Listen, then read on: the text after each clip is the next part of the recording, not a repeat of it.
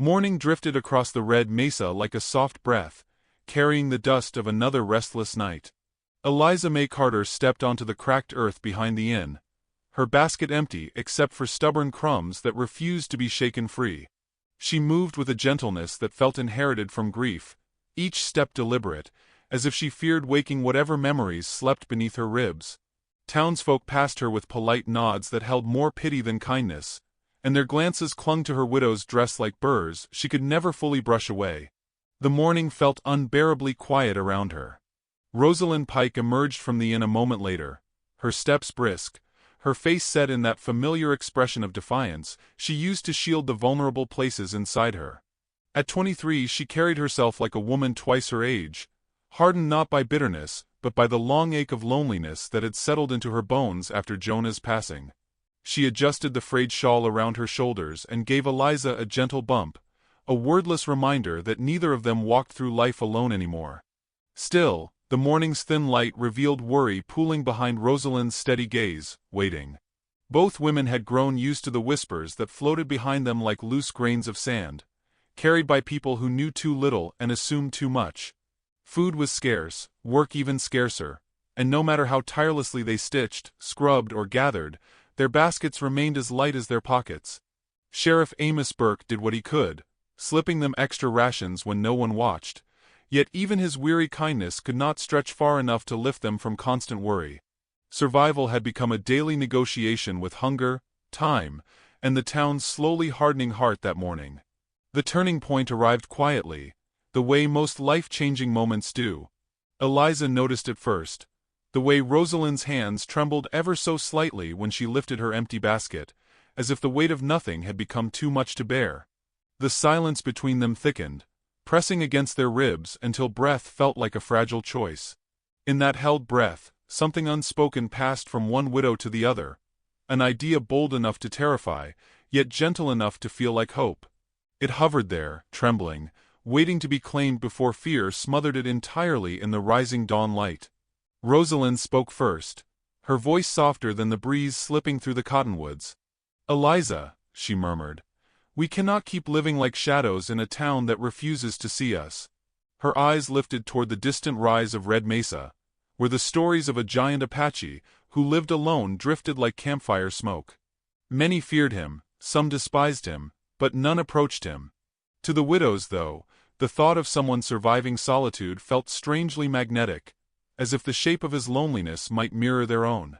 Rosalind's next breath carried courage she barely recognized in herself that day. Eliza did not answer at once. She let the stillness pool between them, allowing the weight of Rosalind's suggestion to settle like silt in deep water. Her gaze traveled toward the mesa, its red cliffs rising like ancient guardians against the horizon. She imagined a man living alone in that vastness, choosing quiet over cruelty, solitude over misunderstanding. Something inside her shifted, a small turning of the heart that felt like the first crack of sunlight after winter's long grip. When she finally spoke, her voice trembled not from fear, but from awakening possibility that waited on the horizon still. "We should go to him," Eliza whispered, surprising even herself as the words unfurled. Rosalind straightened, stunned yet relieved, as though she had been waiting for someone to echo the thought she feared to claim alone. The choice felt reckless, daring, and impossibly hopeful, a braid of courage woven from two wounded hearts. They both knew the town would wag its tongue, would call them foolish or desperate, but neither woman cared any more for opinions shaped by ignorance. They yearned for safety, for purpose, for a life not bound to emptiness. And perhaps, just perhaps, the giant might understand them. By noon the decision had become a quiet pact sealed not with grand speeches, but with the simple act of gathering their meager belongings. Eliza folded her late husband's ribbon and tucked it near her heart, a farewell to the woman she had been. Rosalind tied her hair back with steady hands, grounding herself in the ritual of moving forward. The sun climbed higher, casting long shadows that stretched like guiding fingers toward the mesa. With each step they took, fear softened and determination grew, shaping their path into something new, something they had not dared to dream before today. At the town's edge they paused, standing at the threshold between the life they were leaving and the uncertain promise ahead. Wind spiraled around them, lifting dust into thin spirals that shimmered in the heat. Eliza felt her pulse quicken, not from dread but from a fragile courage that pulsed like a newborn flame. Rosalind reached for her hand, steadying her in silent solidarity. Together they stepped beyond the boundary, where familiar roads ended. Behind them, doors closed. Ahead, the red mesa rose like a beckoning challenge, its cliffs echoing with the stories of the man they sought that day. As they began their ascent toward Red Mesa, neither widow dared voice the questions swirling like dust devils in their minds. What if the man rejected them? What if the rumors were true? Yet beneath every fear lay an ember of instinct, telling them they were walking toward someone whose loneliness might finally mirror their own. The path narrowed, stones shifting underfoot, guiding them closer to the cabin whispered about in every corner of town. And just as they reached the crest, Eliza stopped, heart catching, for a towering silhouette waited ahead, watching them approach in utter stillness that afternoon. The wind carried their footsteps up the rise, soft as a prayer and just as uncertain. Eliza felt each breath catch in her chest as the silhouette sharpened into the shape of a man, broad-shouldered, bare-skinned, carved from sunlight and shadow. Talon Grey Wolf stood at the edge of the cabin he had built with his own hands, unmoving, as if rooted to the red stone beneath his feet. His stillness was not threatening. It was the quiet of someone who had grown accustomed to disappearing inside himself, someone unsure whether he was seeing people or ghosts approaching from the valley below. Rosalind took a measured breath and straightened her spine, though Eliza sensed how her heartbeat fluttered like a trapped bird behind her ribs. They moved closer, step by slow step, the space between strangers narrowing to the span of a few heartbeats. The air felt charged, but not with the danger rumored in town. It was the tension of two worlds brushing against one another for the first time, neither knowing if they should bow, run, or simply breathe in the presence of the other. Talon's dark eyes held them with the same wary patience a wounded animal shows to gentle hands. When they stopped before him, silence unfurled between them like a long stretch of empty road. Talon studied the baskets in their hands, the strain in their shoulders, the dust clinging to their skirts. Something in his gaze softened for the briefest moment, a flicker of recognition, loneliness calling to loneliness, before it vanished beneath caution's heavy veil.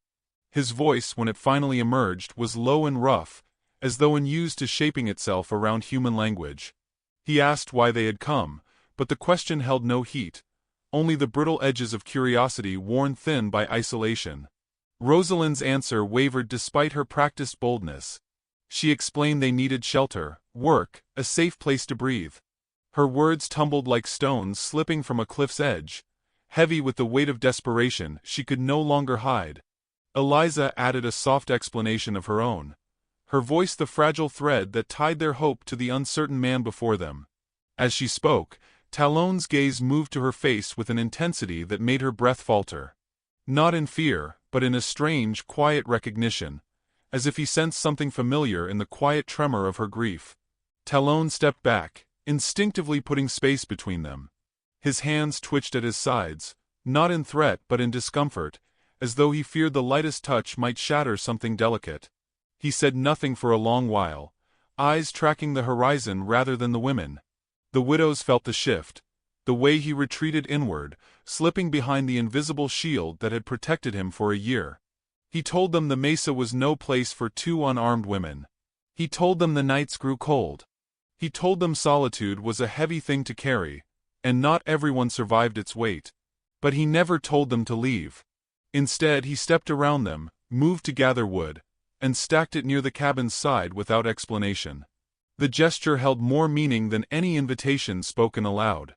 Rosalind exchanged a glance with Eliza, uncertainty braided with a subtle, rising hope, as Talon continued to busy himself with the simple work of surviving. He seemed determined not to look at them again, yet overly aware of their presence, adjusting his distance with every step he took. Eliza watched him in quiet wonder, sensing how hard it was for him to exist near people again. Before they could claim this fragile moment as the beginning of understanding, the sharp rhythm of hooves shattered the thin calm. Dust billowed from the valley below as Sheriff Amos Burke rode toward them, shouting their names. Talon stiffened, back going rigid, the muscles of his shoulders tightening like coiled rope. Eliza felt the air sharpen around them, the unseen boundary between Talon and the world slamming closed like a door in a sudden storm. Rosalind stepped instinctively closer to Eliza, shielding her with the smallest shift of her body. Amos dismounted with breathless urgency, his face flushed from worry rather than anger. He scolded the women first, words tumbling from fear more than authority. But the moment he turned his gaze toward Talon, the sheriff's expression dimmed into something complicated. Wary, resigned, touched with the prejudice his heart did not fully share but could not escape. He told them that trouble followed men like Talon, not because they sought it, but because the world refused to let them live in peace. He warned them that staying here was a dangerous choice, one the town would never understand. Talon didn't argue. He simply lowered his gaze, shoulders curving inward ever so slightly, as though Amos's words struck a place already bruised. Rosalind bristled at the subtle judgment, but Eliza felt something else entirely, an ache, soft and heavy, blooming beneath her sternum. She saw the shame in Talon's stillness, the way his silence wrapped around him like a cloak he no longer wished to wear yet didn't know how to remove. She stepped forward without thinking, positioning herself just slightly nearer to him. A silent gesture of trust she couldn't yet explain even to herself. Amos looked between them, and exhaled with the weary resignation of a man who had seen too much suffering to believe he could prevent more. He urged them to return with him, insisting they could not understand the danger they were inviting. When neither woman moved, the sheriff's shoulders slumped. He told them he would check in at dawn, then mounted his horse and rode back down the slope, his silhouette shrinking into the valley's haze until he disappeared entirely. The moment he was gone, silence reclaimed the mesa, thick and uneasy. Talon stared at the ground, as if searching for words buried in the dirt. Rosalind held her breath, waiting. But Eliza felt the world narrowing to a single, fragile thread stretching between her heart and his.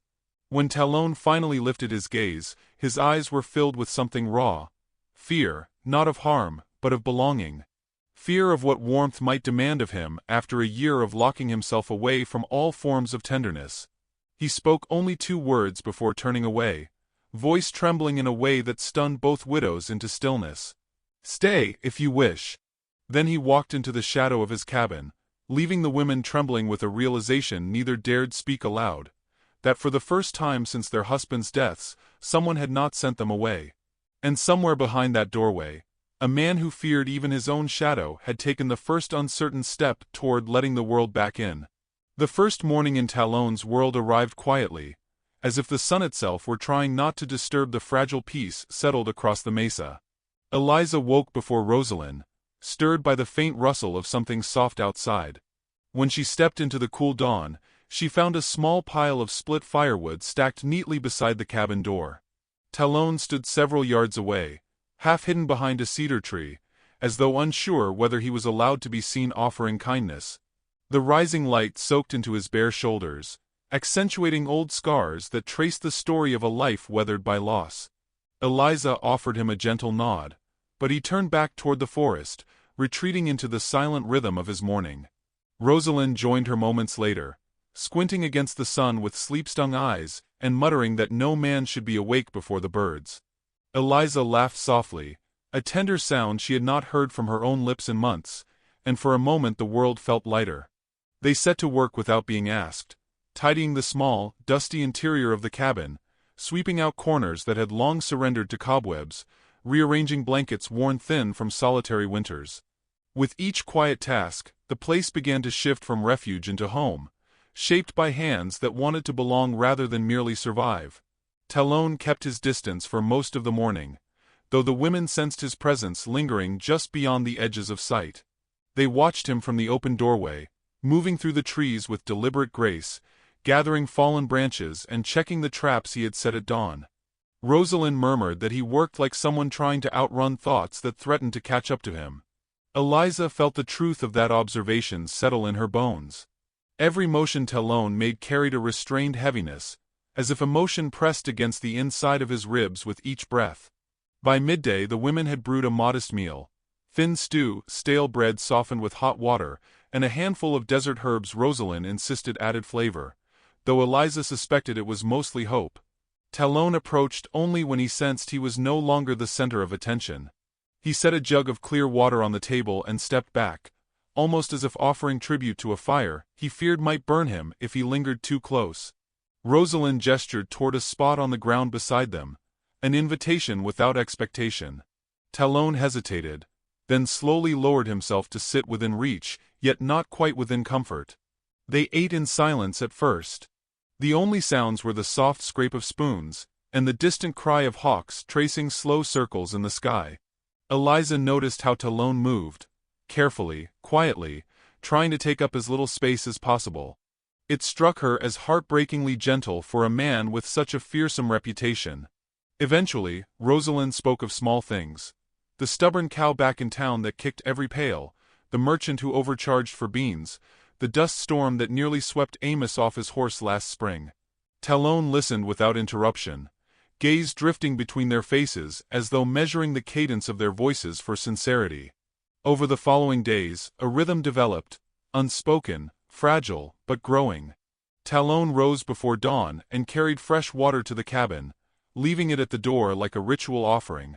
Rosalind patched the loose seams in his blankets, muttering about his ridiculous tolerance for cold nights. Eliza prepared meals and placed an extra portion aside, without needing to say for whom. Whenever Talon approached, he paused as though bracing for rejection that never came. Each time he found acceptance instead, a subtle shift flickered through him, softening his rigid posture by the smallest degree. In the evenings, they sat outside near the fire pit Talon rebuilt with sturdier stones. Rosalind told stories from before Jonah's death, choosing those that held warmth rather than sorrow. Talon listened intently, his expression shadowed by memories he dared not share. Eliza watched him in the firelight, noticing the way his gaze softened when he looked at the flames. The fire reflected against the sheen of sweat on his chest, illuminating the faint rise and fall of breath that seemed steadier each night he spent near them. She wondered whether his solitude had been prison or sanctuary, or perhaps both. One afternoon, Eliza wandered down the slope in search of wild sage. The mesa wind tugged at her skirt, urging her onward, until she found herself near the forest's edge. She bent to gather herbs when she sensed someone behind her. Talon stepped into view, holding out a woven pouch he had crafted from thin strands of yucca fiber. His voice when he spoke was barely above a whisper.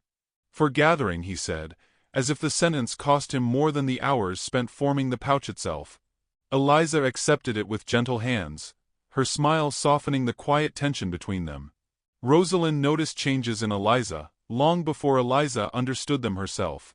She saw how Eliza's steps grew steadier, how her breath deepened when Talon came near, how grief that once clung to her like a shroud began to unravel in the warmth of unexpected connection. Rosalind, who had always spoken her truth boldly, kept silent this time, watching the fragile threads of something new take shape with delicate restraint. She sensed Talon's struggle too, the way he hovered near without stepping fully into their circle, as if longing for closeness but fearing the consequence of wanting anything at all. As days slipped into a quiet sequence of chores and shared silences, it became clear that the women had brought something to the mesa Talon hadn't known he was missing. He no longer moved like a ghost haunting his own land. He watched them with eyes that sought meaning, allowed himself to remain within reach, even dared to let the sound of his voice thread through the stillness once or twice each day. The world he had built from silence and self-preservation was widening, thread by thread, filled now with the soft sound of Eliza's laughter and Rosalind's gentle scolding. Yet despite the growing warmth, shadows still lingered. One evening, as the sky burned orange and purple, Talon paused at the doorway, gaze fixed on the valley below. His jaw tightened, shoulders rising with a breath that carried old memories. Eliza approached him, asking quietly if something troubled him. But Talon shook his head, though the tension in his stance betrayed him. He told her the mesa grew dangerous after dark, and she should remain close to the cabin. His voice held an urgency that made the hairs along her arms lift. Rosalind sensed the change too, standing from her seat by the fire with a frown. The winds shifted, carrying a metallic scent that did not belong. As the last of the sunlight bled behind the cliffs, Talon stepped forward, placing his body between the women and the approaching dark. His eyes narrowed toward the forest, watching movement neither widow could yet see. And in that suspended breath before night fully descended, Eliza understood that whatever peace they had built here, no matter how fragile, how new, was about to be tested by something Talon had feared long before they ever arrived. Night settled over the mesa like a heavy blanket, thick with the kind of silence that makes even the stars hold their breath. Talon stood rigid near the tree line, every muscle drawn tight as he tracked a subtle disturbance in the dark. Shuffling steps that carried the wrong kind of rhythm, movements too sharp to belong to deer and too clumsy to belong to foxes. Eliza and Rosalind watched him from the fire's glow, both sensing the invisible threat of danger pulling him taut. When he finally stepped away from the cabin, neither woman dared call out. They knew instinctively that something fragile hung in the balance, and sound might shatter it. Minutes later, the intruders revealed themselves. Two men emerged from the shadows with the half-drunken swagger of wanderers, who had long abandoned the comfort of conscience. Their clothes were dust-caked, their faces unshaven, their eyes flickering with feral hunger for trouble. Rosalind stiffened, clutching Eliza's wrist with trembling fingers. Talon positioned himself in front of them with the precision of instinct honed by years of necessity, shoulders squared, jaw locked with quiet resolve. One of the men sneered, muttering something about finding pretty things left out on the mesa, and Eliza felt bile rise in her throat. Talon spoke with deliberate calm, telling them to turn back toward the valley, before they lost more than their pride. But the men laughed, mocking his solitude, his silence, his heritage, each insult sharper than the last. Rosalind bristled with rage, but Eliza sensed something deeper unraveling inside Talon. Old wounds reopening beneath the weight of familiar cruelty. When the first man reached for Rosalind, Talon struck with swift, controlled force, sending him sprawling into the dirt. The second lunged, blade glinting like fractured starlight, slicing a shallow cut along Talon's arm before Talon disarmed him with a single fierce blow. The clash lasted only moments, yet it felt like the earth itself trembled under the weight of it. When the men finally fled into the darkness, stumbling into the night they had underestimated, Rosalind exhaled shakily, her bravado fading into raw relief. Talon stood breathing harshly, blood darkening his skin, the adrenaline still coursing through him. Eliza stepped forward, instinctively reaching for him, but he recoiled as though burned by the very thought of her touch. His voice cracked as he told them to return inside. His tone held no anger, only a deep, hollow sadness that struck Eliza harder than any sharp word could have. Inside the cabin, Rosalind tended to the fire with trembling hands while Eliza gathered cloth and water. The moment she approached Talon again, he retreated another step. He insisted the injury was nothing, insisted he had brought danger to their doorstep just by existing, insisted they should leave the mesa before more trouble followed. Rosalind's expression hardened as she demanded to know why he would push them away after everything they built together. Talon's answer came in fragments, as though the truth caught on the edges of his breath. He told them solitude had always been safer, for him and for anyone who dared trust him. The words landed like stones in the quiet cabin. Rosalind's anger shattered first. She accused him of thinking they were too fragile, too simple, too breakable to stand beside him. She reminded him that they came to the mesa by choice, that they stayed because they found safety with him, they had not known anywhere else. Talon listened in silence, his face carved with shadows that deepened with every accusation. When she finally faltered, her voice cracking under the weight of old pain, he offered no defense. He simply lowered his head, as though he believed every fear she hurled at him. Eliza approached him then, slower than before, her steps light enough to resemble a hesitant breeze. She told him she understood why he feared attachment, why he believed himself cursed with misfortune. She felt his resistance tremble beneath the surface, like a tether pulled too tight for too long. She lifted the cloth toward his wound, trying to help, but he stepped back sharply. The movement was not violent, it was desperate, as if accepting care might unravel him entirely. His rejection stung, but Eliza saw something behind his eyes, grief so profound it threatened to swallow any warmth daring to grow inside him. The cabin's air thickened with everything unspoken. Rosalind turned away, wiping angry tears before they could fall. Eliza, heart aching, asked him what frightened him most, danger, or the possibility that he might finally matter to someone. The question struck deeper than she expected. Talon's breath hitched, gaze flickering toward the door, as though escape might offer a simpler truth. But no escape came. Only silence. Only the steady rise and fall of their breaths overlapping in a space too small to contain so much sorrow. Outside, distant thunder rumbled across the mesa, carrying the scent of rain that wouldn't fall. The storm built slowly, mirroring the tension inside the cabin. Finally, Talon whispered that he had lost every soul he ever tried to protect, and he could not bear to lose them too. His voice broke on the last word, and Eliza felt her heart twist under its weight. Rosalind softened, grief washing away her anger, but before she could speak, Talon turned toward the door. He insisted again that they should leave before the darkness in his life swallowed theirs. Eliza reached out, touching his arm for the first time since the intruders fled. Her fingers trembled against his warm skin, and he froze as though unsure how to withstand such tenderness. She told him leaving would not keep them safe. She told him danger lived everywhere, but trust did not. He stared at her hand, at the gentle courage that flowed from her like light through cracks in old wood. Something in him wavered, a fragile surrender that almost surfaced, but he pushed it down again, unable to believe he deserved the closeness offered so freely.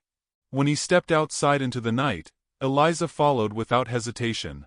The wind lifted her hair, brushing it across her face as she reached the edge of the firelight.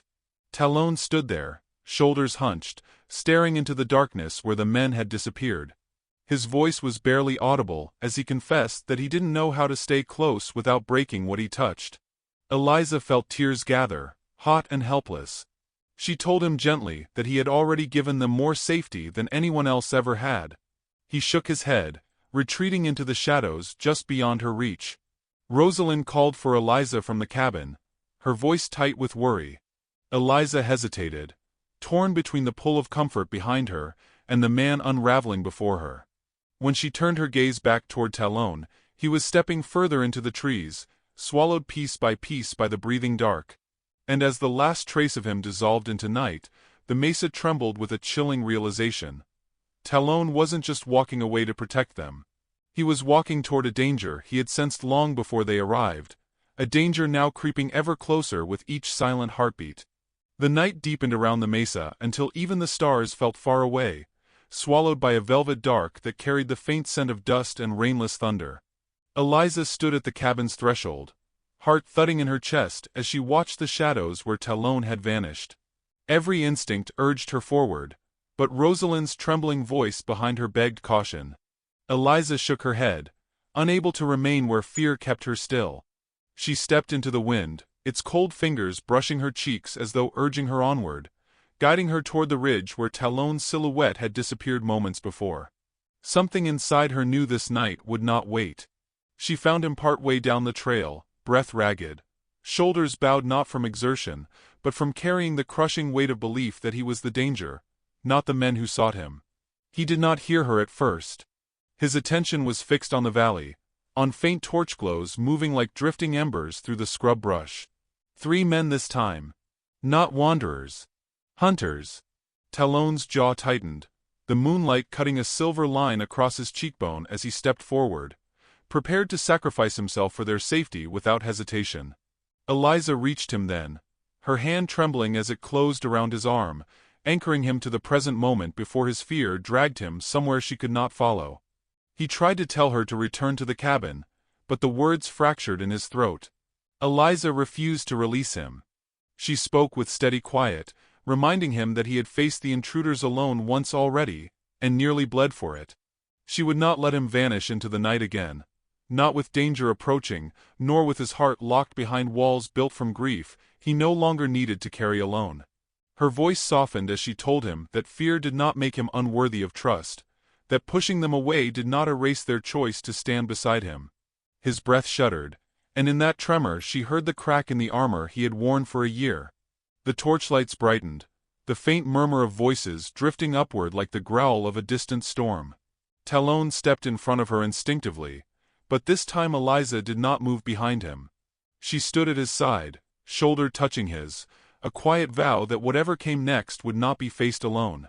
Rosalind appeared on the ridge behind them, breathless, fear etched across her face. Yet when she saw how Eliza stood beside Talon, her eyes softened with understanding rather than protest. She moved closer, forming a small, trembling circle of stubborn defiance in the growing dark. The intruders approached the foot of the mesa, harder men, armed with the bitter hunger of those who hunted for sport rather than survival. Talon recognized one of them by voice, and Eliza felt him stiffen. These were men who once brought destruction to his people, men who had marked his past with blood. He whispered that if they reached the cabin, nothing would save the women. Then, in a voice rough with dread, he promised he would draw the danger away. It was not bravery. It was resignation, the reflex of a man convinced his life held less worth than those he protected. Eliza couldn't bear it. She grasped his hand, guiding it toward her heart, pressing his palm against the steady beat beneath her ribs. The contact froze him, breath breaking in his chest. She told him her life was not worth more than his. Not anymore. Not after he had given her a home when she had none, safety when the town turned its back, and gentle silence that felt more healing than all the words the world once offered her. She told him she couldn't lose someone else she had come to care for. The confession left her trembling, yet she did not retract it. The men reached the lower slope, their voices rising in drunken challenge. Rosalind grabbed a heavy branch, her breath sharp but determined. Talon looked between the two women, one fierce with bold defiance, the other steady with quiet devotion, and for a moment he appeared carved not from strength but from breaking. His eyes glistened with something he tried to suppress, something raw, something he had been afraid to let himself feel. Then the eldest intruder raised his rifle, aiming toward the ridge, and everything shattered at once. Talon moved with instinct, guiding the women behind the natural rock jutting from the trail. A shot cracked through the night, echoing across the mesa like a curse. The bullet ricocheted off stone, and Rosalind cried out from the shock.